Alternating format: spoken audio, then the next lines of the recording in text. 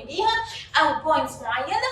اولا لو هتعامل مع عيان كرونيك ليفر ديزيز لازم اعرف العيان بتاعي دوت كومبنسيتد او دي كومبنسيتد، لان المانجمنت بتاعه مختلف. يعني الليفر الجميل ده لسه قادر يقوم بالوظائف بتاعته ولا لا.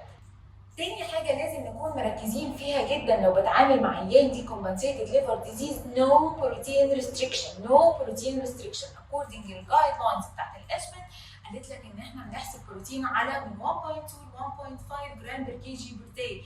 عيانك محتاج بروتين، لان عيانك محتاج بروتين. تالت حاجة واخر حاجة ومن الحاجات المهمة جدا جدا جدا اللي لازم نقولها للعيان هي الليت ايفنينج ميل او وجبة قبل النوم.